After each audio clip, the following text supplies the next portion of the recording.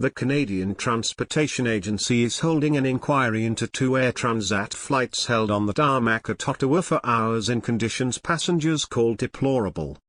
The flights from Brussels and Rome were diverted on the 31st of July amid bad weather in Montreal and Toronto. Passengers said they were stranded for up to 6 hours without adequate air conditioning, food or water. The 2 international flights were among 20 diverted to Ottawa from Montreal and Toronto.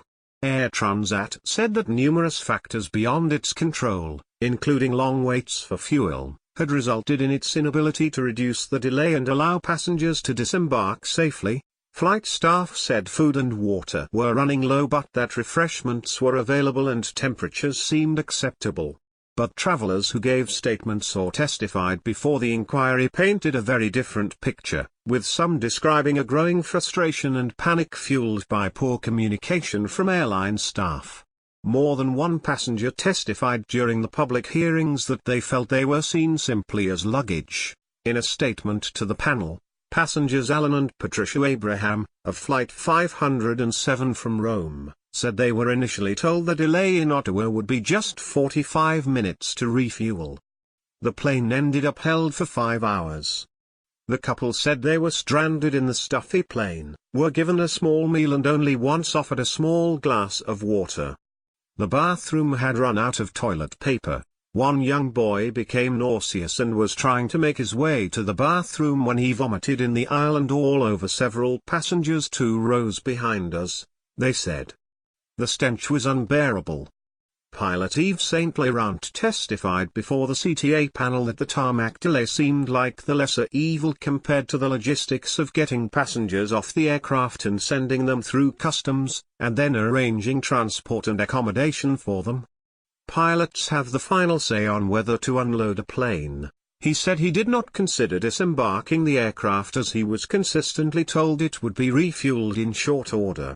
If we had known that the delay would be longer than 3 hours, the decisions would have been very different, Mr. St. Laurent said, adding that the air conditioning stopped working only for a minute or 2. People on board Flight 157 from Brussels to Montreal were experiencing similar conditions to Flight 507. They ended up being stranded for 6 hours. At one point passengers chanted "Open the door! Open the door" to cabin crew. The cabin temperature reached more than 31 C, 87 F. Pilot Dennis Lucier also said he was told his plane would be quickly refueled. He added that his flight was short on fuel when it landed and that the air conditioning was cut off when the power shut off.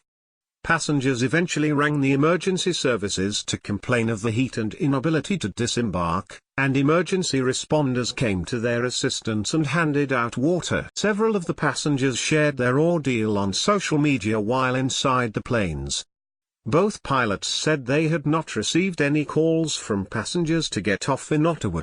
Airline CEO Jean-François Lemay said on Thursday that something did not work well, obviously on the 31st of July.